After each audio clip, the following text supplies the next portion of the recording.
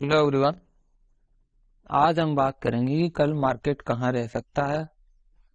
कहाँ पर हमें पोजीशन लेनी चाहिए, किन चीज़ों से बचना चाहिए और क्या कुछ मार्केट में कल मूव रह सकता है, इसको थोड़ा सा जानने की कोशिश करेंगे। ऐसे ओवरऑल मार्केट डाउन ट्रेंड है, सारे मार्केट नीचे गिर रहे हैं और उसके बाद में पिछले 2 से 3 दिनों के अंदर मार्केट ने एक साइडवेज बनाया है। उसके बाद में 2 दिन सैटरडे संडे थोड़ा मार्केट बंद रहा, लेकिन उससे पहले भी हमने देखा कि 3 दिन तक मार्केट ने थोड़ा रेंज बनाया। यहाँ पे हम निफ्टी की बात कर रहे हैं। निफ्टी के अंदर देखा जा सकता है यहाँ से रेगुलरली मार्केट एक डाउन ट्रेंड में था, उसके बाद में यहाँ पर कहीं रेंज बनाता हुआ मार्केट दिखा। ये एक रेंज था मार्केट का, जो हम देख सकते हैं यहाँ पे कि मार्केट इतना बड़ा डाउन ट्रेंड गया। डाउन ट्रेंड पाने के बाद फिर मार्केट ने एक दिन ऐसा रेंज बनाया, दूसरे दिन फिर यहाँ पे बनाया, यहाँ तक आया मार्केट, फिर तीसरे दिन ऐसा कुछ मार्केट ने बनाया और फिर चौथे दिन यहाँ पर मार्केट रहा। तो इस तरह से सारी चीजों को देखते हुए लग रहा है कि मार्केट अब डाउन ट्रेंड आने के बाद एक साइडवेज पोजीशन में आ चुका है। अब मार्केट में हो सकता है सेल अप आया है मार्केट के अंदर। ओवरऑल ग्लोबली ट्रेंड जो भी कुछ यूएस फेड की रिपोर्ट्स थी, जो भी बैंक्स वगैरह फॉल हुए, बैंक्स वगैरह एक्सपायर हुए, उनकी वजह से थोड़ा मार्केट के अंदर ग्लोबली डाउन ट्रेंड आया। लेकिन अब मार्केट कहीं ना कहीं संभलना चाह रहा है और बायर्स भले ही इतना एक्टिव नहीं हुए कि जो सेलिंग आई है उसको रिकवर कर सकें, लेकिन फिर भी बायर्स अब इस तरह से एक्टिव हुए हैं कि जो कुछ प्रेजेंट टाइम के अंदर मार्केट है उसे मेंटेन करने की बायर्स कोशिश कर रहे हैं। जैसा देखा गया है सोना चांदी के अंदर अभी अच्छी बढ़ोतरी हुई है 2 से 3 दिन के अंदर, लेकिन वहीं पर crude oil, global economy trend down trend है। बिटकॉइंस के अंदर भी या कहूँ क्रिप्टो करेंसी में भी थोड़ा कुछ इंप्रूवमेंट हुआ है, मार्केट जहां है वहां से गिरा नहीं है। तो कोशिश करेंगे कल निफ्टी कहाँ रह सकता है। देखिए निफ्टी का जो कुछ सिनेरियो देखने को लग रहा है, वैसे जो कुछ दिख रहा है आज के ट्रेंड बेसिस पर कि कल क्या हमें मूव लेना चाहिए, तो ऐसा तो कोई स्ट्रिक्ट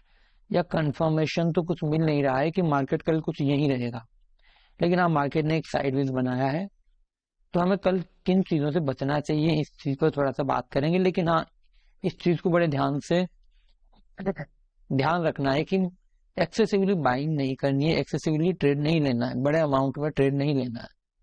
लिमिटेड ट्रेड लेने हैं और लो रिस्क पे लेना है इस चीज को, क्योंकि मार्केट कोई कंफर्मेशन डायरेक्शन नहीं दे रहा है। जैसा निफ्टी है,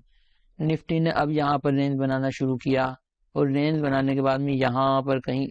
एक अब देखिए पहले एक दिन हुआ था कि मार्केट डाउन ट्रेंड था, डाउन ट्रेंड रहने के बाद मार्केट ने सिर्फ इतना सा रेंज बनाया था। उसके बाद में यहाँ पर आने के बाद मार्केट ने इतना बड़ा गैप अप ओपनिंग दी थी और गैप अप ओपनिंग के बाद में, क्योंकि ये जो गैप अप ओपनिंग थी ये रेंज का जो रेजिस्टेंस था वहां पर थी और मार्केट डाउन ट्रेंड में था, तो एक स्ट्रिक्टली इंडिकेशन मिल रहा था कि मार्केट का नीचे गिरना थोड़ा तय है। मार्केट ग्लोबली डाउन ट्रेंड में थे, उसके बाद मार्केट ने साइडवेज बनाया, तो अगले दिन जो गैप अप ओपनिंग हुई वो रेजिस्टेंस के पास हुई, तो यहाँ रेजिस्टेंस को तोड़ना एक्टिव बायर्स की कंडीशन में ही, मोमेंटम में ही पॉसिबल। तो यहाँ पर एक अच्छा डाउन ट्रेंड हमें देखने को मिला, लेकिन यहाँ पर ऐसा कुछ देखने को नहीं मिल रहा है। इसलिए थोड़ा सा देखने की जरूरत यह है कि देखिए एक लॉन्ग टर्म में अगर सिनेरियो में देखा जाए तो मार्केट ऐसा कुछ ये हेड एंड शोल्डर पैटर्न बना रहा है। देखिए ये हेड, फिर यहाँ पर एक बड़ा शोल्डर बनाता हुआ मार्केट दिखा, फिर यहाँ पर एक शोल्डर, हेड एंड शोल्डर। तो हो सकता है हमारे कुछ यहाँ जाके या फिर यहाँ जाके कुल मिला के क्रॉस कर जाए कहीं पे,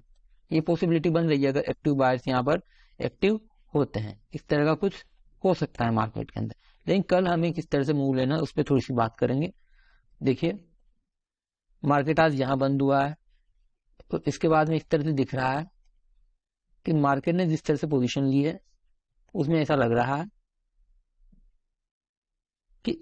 यहाँ पर मार्केट ने थोड़ा रेंज बनाया था, यहाँ पर मार्केट ने रेंज बनाया था, छोटा सा रेंज बनाने के बाद फिर से रेंज को क्रॉस किया, तो एक अच्छा मूवमेंट हमें देखने को मिला और यहाँ पर बाइंग का पोजीशन हमें मिला। यहाँ पर मार्केट ने एक रेंज बनाया था, रेंज को थोड़ा सा क्रॉस किया, हमें इतना बड़ा मूव देखने को मिला। यहाँ पर बायर्स ने थोड़ा रेंज बनाया था शॉर्ट टर्म के अंदर 15-15 मिनट कैंडल के अंदर, फिर हमें एक अच्छा, लेकिन यहाँ पर हमें आज के इंडिकेशन में कुछ ऐसा दिख नहीं रहा। हाँ, कल कुछ ऐसा इंडिकेशन मिलता है तो हम मूव लेंगे, लेकिन हमारा कल का माइंडसेट मार्केट में उतरने से पहले क्या रहेगा उसे थोड़ा सा जानने की कोशिश करेंगे।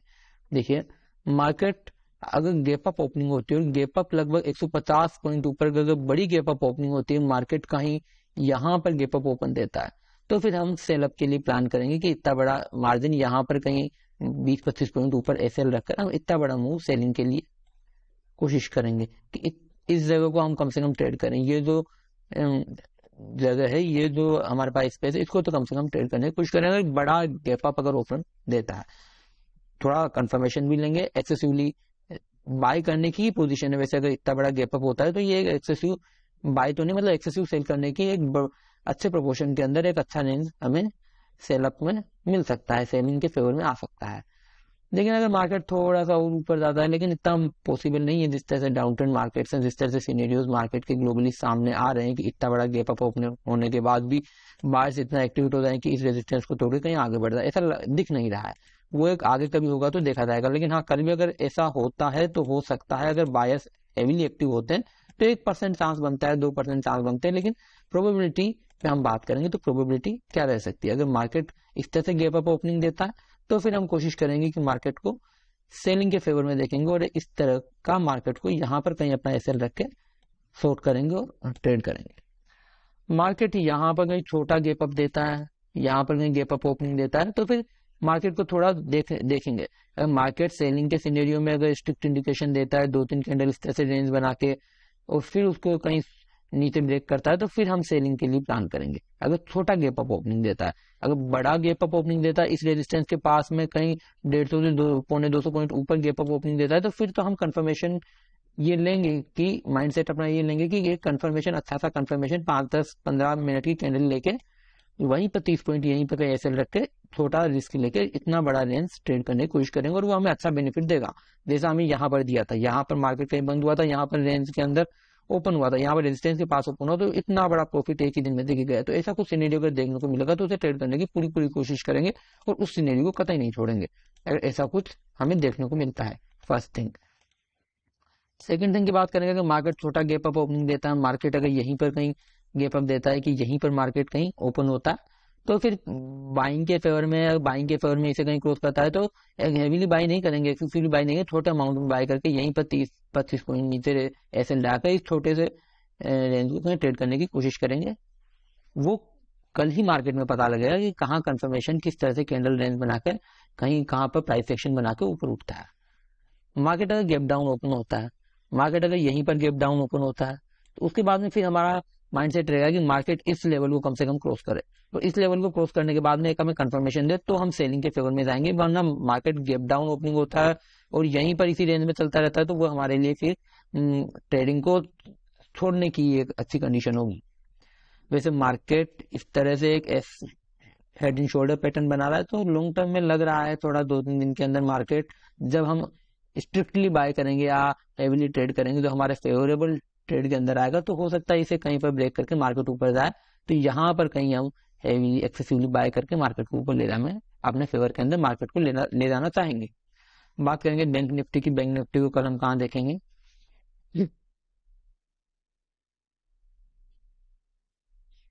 लेकिन निफ्टी बैंक का सिनेरियो फिर भी कुछ ऐसा लग रहा है कि निफ्टी बैंक के अंदर हमें कहीं अच्छे ट्रेड कल देखने को मिल सकते हैं। अच्छे ट्रेड किस तरह से देखने को मिल सकते हैं, इस तरह को इससे थोड़ा सा समझने की जरूरत है। अगर मार्केट कहीं यहाँ पर ओपन होता है, अगर मार्केट जहां पर क्लोज हुआ है यहीं पर कहीं ओपन होता है, तो फिर हम सेलिंग का ट्राई करेंगे कि हाँ इतना बड़ा हमें सेलअप मिल सकता है, यहाँ पे छोटा सा एसएल लेके हम सेलिंग के लिए कोशिश करेंगे और सेलिंग के लिए इतना बड़ा रेंज कहीं ना कहीं इस रेंज को, ये जो सपोर्ट है यहाँ तक अपना कम से कम कोशिश करेंगे, या फिर कोशिश करेंगे कि शुरुआत के अंदर यहाँ पर कहीं लेने की कोशिश करें इतना बड़ा रेंज, फिर थोड़ा सा प्रॉफिट बुक करके फिर थोड़ा सा छोड़ें, इस तरह से तो मार्केट कहीं यूं इस तरह से रिट्रेसमेंट लेके यूं कहीं मार्केट चल सकता है। अगर मार्केट जहां पर अभी बंद हुआ है, जहां पर कल क्लोज हुआ था फ्राइडे को, जहां मार्केट क्लोज हुआ है वहीं पर कहीं ओपनिंग देता है, तो ये एक सिनेरियो रहेगा हमारे पास और ये एक प्रॉफिटेबल ट्रेड रहेगा, इसे हम छोड़ेंगे नहीं इसे बैंक निफ्टी के अंदर। और सेकंड चीज, अगर मार्केट यहाँ कहीं गैप डाउन ओपनिंग देता है तो फिर वो एक कंडीशन होगी कि मार्केट नीचे जा रहा है या ऊपर जा रहा है, वो कंफर्मेशन। तो यहाँ पर कहीं मार्केट ओपन देता है 500 के आसपास, 39,500 के आसपास अगर मार्केट ओपनिंग देता है,